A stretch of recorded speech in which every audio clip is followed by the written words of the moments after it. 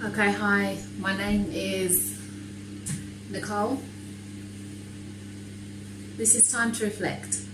I'm introducing myself. I'd like to talk about topics that affect everybody. My first topic this week would be about miscarriages. I feel this is a topic that affects young people, old people, and even 10 years down the line can still affect a woman mentally, emotionally, and sometimes physically if they can't go on to have other children. I just don't feel like it's a topic that's been discussed enough, and I've recently experienced a miscarriage. Now, I have other children. When I found out that I was expecting again, I was not happy, not angry or shocked, and I was working, and I was thinking, how am I going to juggle this? I'm already struggling with childcare. Is my husband going to be okay with this? Financially, as you do as a woman, you just worry about how you're going to make ends meet. And as I spoke to my family, my husband was like, we'll make it work. And you do, don't you? So my children were excited, my husband was excited. I then began to be comfortable with it and grew excited about the pregnancy. When I found out, I was actually almost 3 months already. So there was not that I would have considered it, but there was no time to even think about any other options. We were going to go ahead with this pregnancy. By the 4th month, my first scan was within weeks because of me finding out so late. I wasn't showing at all. I went to the hospital and they said, can we just have a quick word? Which I'd never experienced that before, and I thought, something's definitely not okay here. And they said the baby's a little small. So I just thought, okay. But then they said they're going to refer me over to a specialist, which concerned me. They said just to be safe. So within another 3 or so weeks, I was sent over to another hospital, and I saw a specialist who said that there was a lot of fluid around the baby.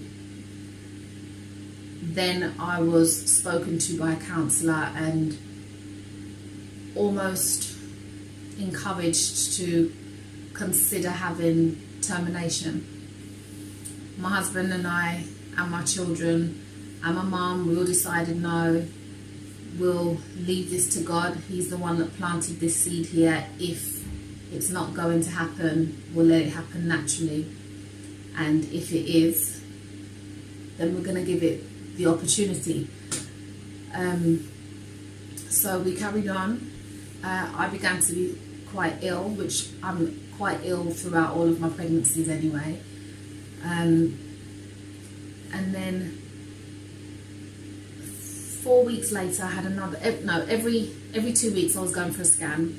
4 weeks later, I had another scan. They said that the fluid had gone quite far up into his lungs and at the back of his head, and that there was not a very likely chance of the baby surviving, and that I would have 4 weeks maximum of this baby still surviving inside of me. I tried to I didn't want to accept that, so I didn't accept it.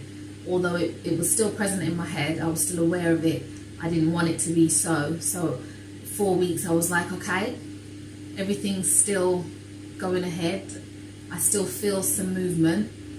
But then I went for the scan and there was no movement.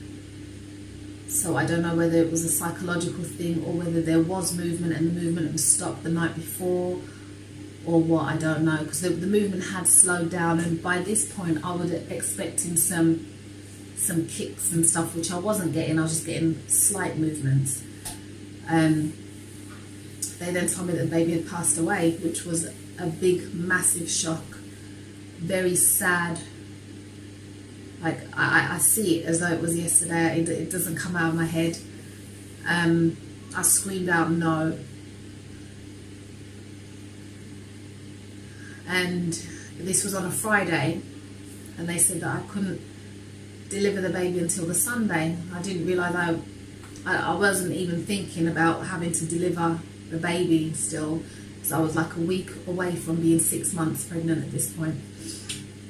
So I carrying the baby in my belly for a weekend, knowing that the baby wasn't alive, was really hard, as you can imagine. And I still felt movements. I was still hopeful that they got this wrong, or that he was just sleeping. I mean, a few weeks earlier I saw the baby on the scan literally look like he was waving and he was smiling, and even the lady who was doing the scan said, look, he's waving at you. Like, the hands were literally moving and he was smiling. And now when I think about it, I think maybe, just in my head, maybe he was saying goodbye.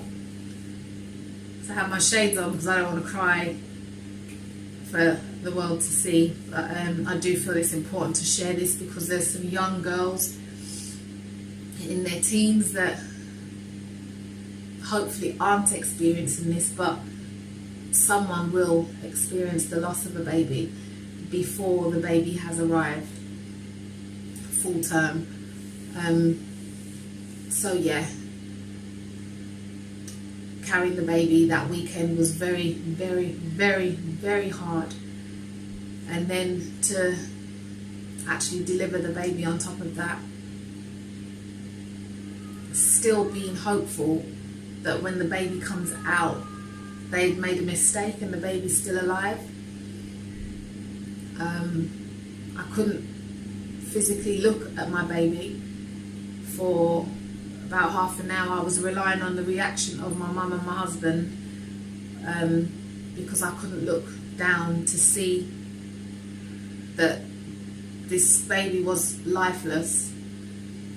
Now, delivering a baby that's 6 months in your stomach and also has fluid on them, they don't develop the way a baby in normal circumstances would develop. So this baby looked like a piece of liver, didn't look like a baby, which is heart-wrenching again. But you can still see the features. There's a nose, there's lips, there's eyes, sockets, there's a head shape that is still shaped in a body, and there's still all of the features, but the baby's tiny, probably about this long. And in my head, I believed that the baby was a boy the whole time, but my youngest believed it was a girl.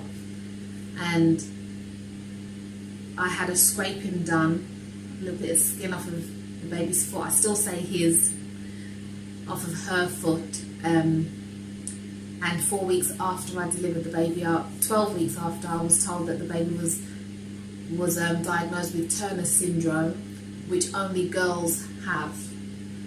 So therefore, my youngest was right. It was a baby girl.